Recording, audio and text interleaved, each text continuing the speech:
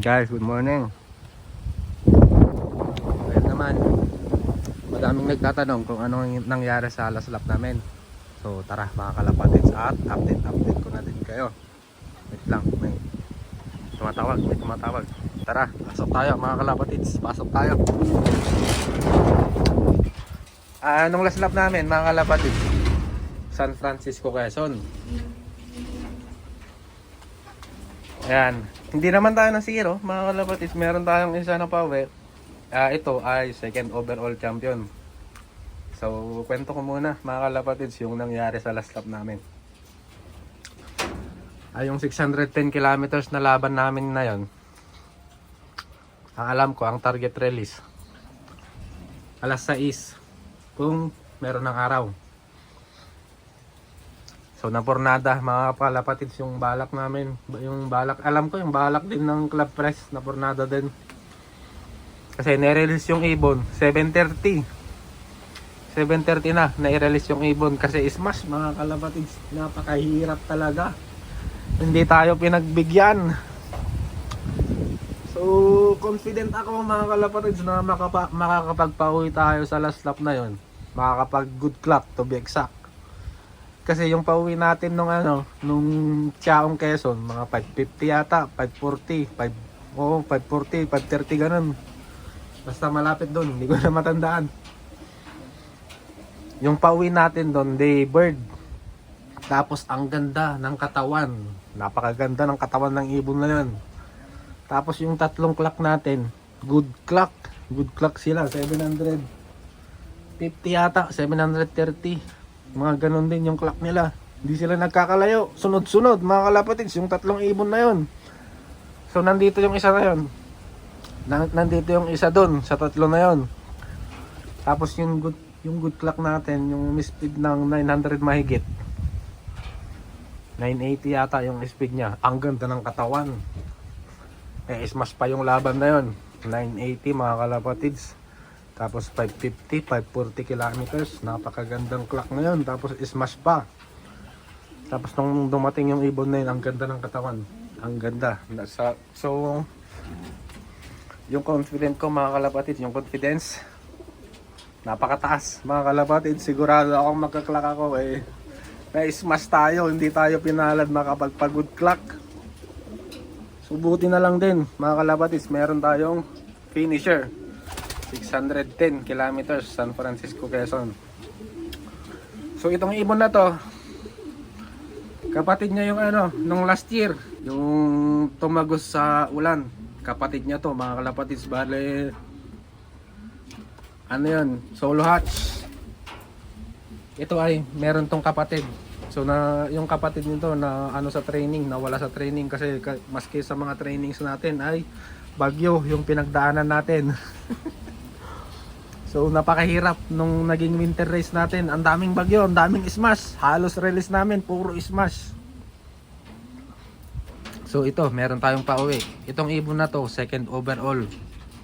Kapatid din nito ni Poseidon, yung North Race namin mga kalapatids. Kapatid ito ng winner. Sa bagay, isang bloodline lang naman yung umiikot natin na pamilya ng winner. So ito, yung tatay nila. Maski anong hen ang ipares natin dito, tumitira talaga. Basta yung hen na ipapares natin, maayos. Kahit Taiwan, basta maayos yung Taiwan. Kasi yung pinares ko dito, kasi isinubok ko NHRP 2017 na producer din ng tropa. Maayos yung hen na yun. Na-produce niya si Poseidon, yung winner natin ng North Race, super set winner. Tapos nag-overall din sa isang club, solo 5 points. Sa entire Ilocos din, lumaban din siya ng Old Bird. So, champion din. Mga nasa, hindi ko na matandaan. Basta lumaban din siya dito sa entire Ilocos. Hindi siya bababa sa top 10. So tumira din yung ibon na yun. Second overall yata o third overall yung ibon na yun sa Old Bird, sa Open. Tapos dito sa club namin, dito sa Pugod Food, solo 5 points yung ibon na yun. So ito, magkapatid sila.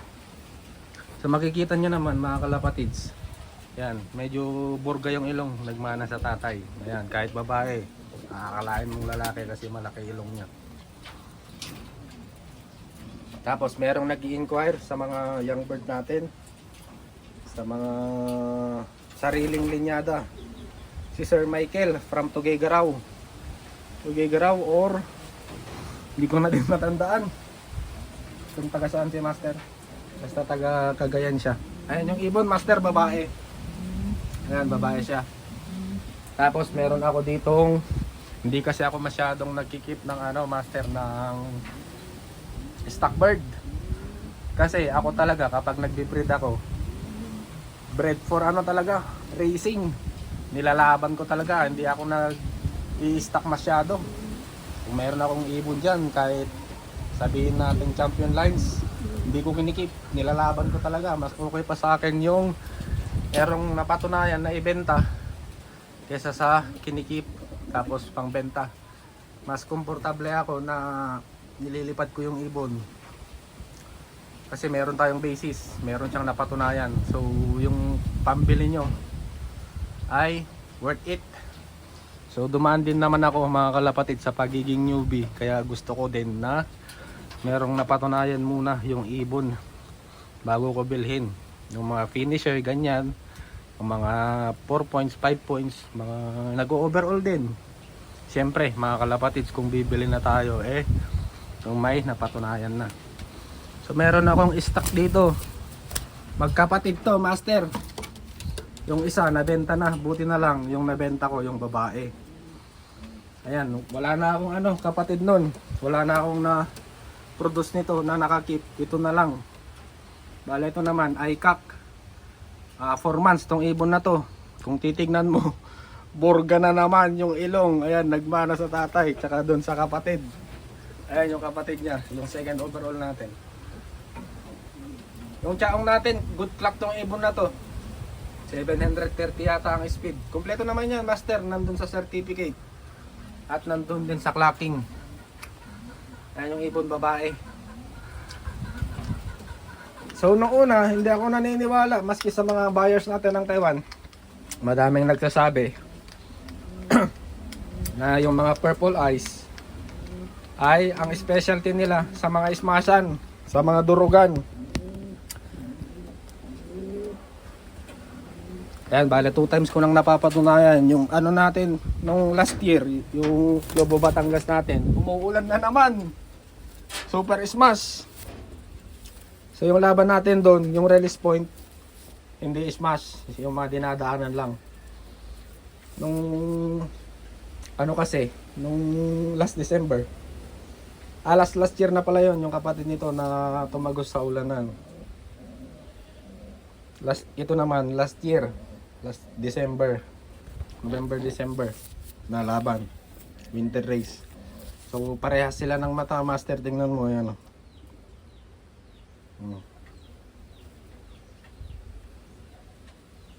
Ayan. So parang naniniwala na din ako kasi yung mga buyers natin ng Taiwan, tinitimbrehan din ako na yung mga ganitong mata ay pang ismasan. So parang naniniwala na din ako kasi 2 times ko nang nasubok yung mga ganitong mata. Ayan, yung mga pang summer ko naman na nagcha-champion, ganito yung mata, dilaw. Ayan, ganito, dilaw. Ayan. So ang nilalabas nung kak na to, dilaw tapos purple. Ayan, crystal. Ayan. Ito yung overall na producer natin na kak. Kahit anong ipares natin dyan, basta maayos na babae, tumitira talaga. So ito, Master, tingnan mo na lang. Ayan yung babae. Ayan, tapos ito yung lalaki. Yung lalaki.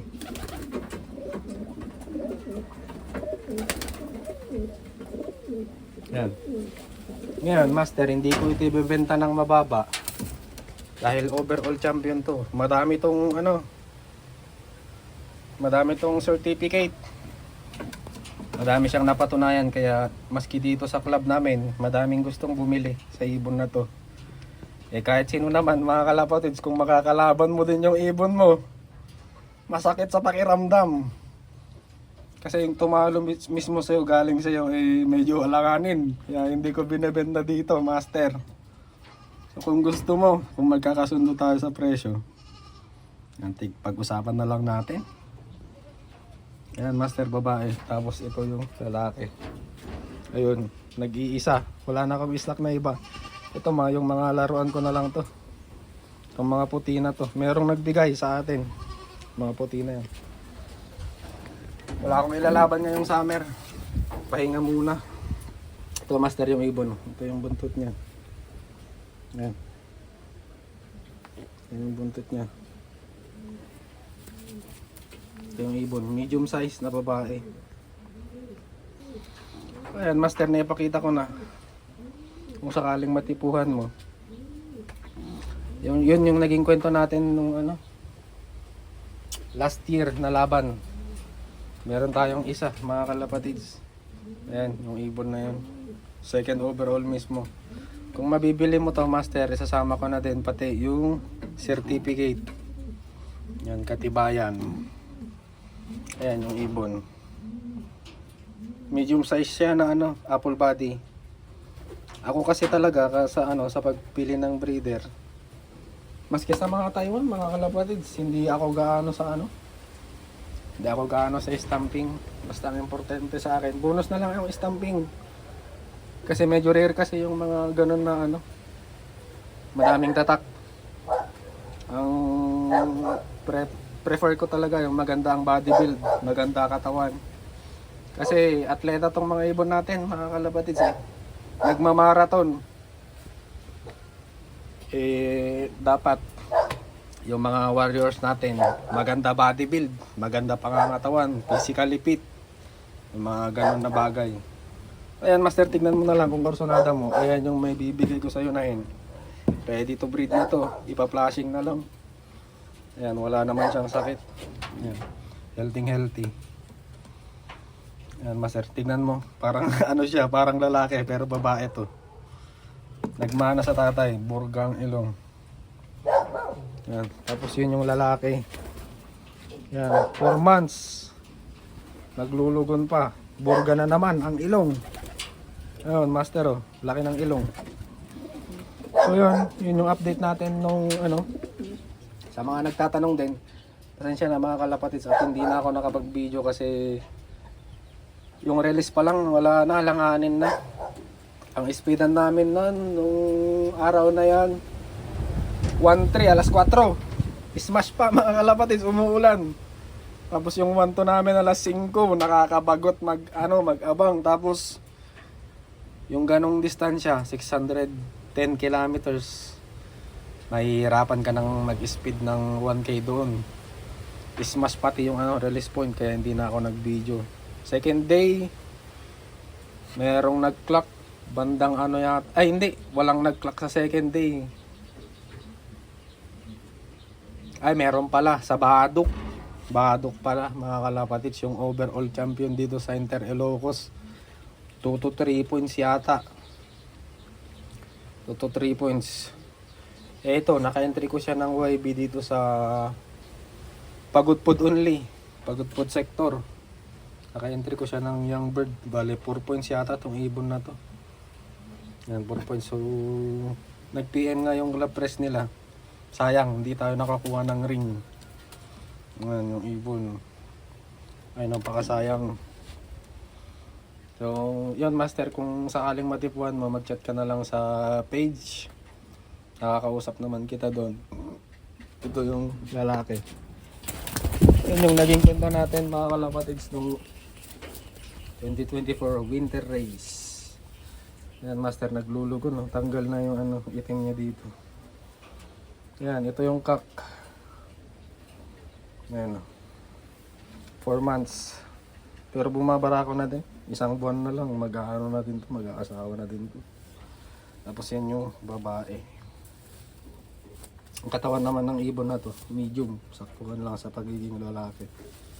Ayan, medium, nasaktuhan sa pagiging babae. Ayan. So yan, hanggang dito na lang muna guys. Medyo napahaba na tayo. Yan, bye bye.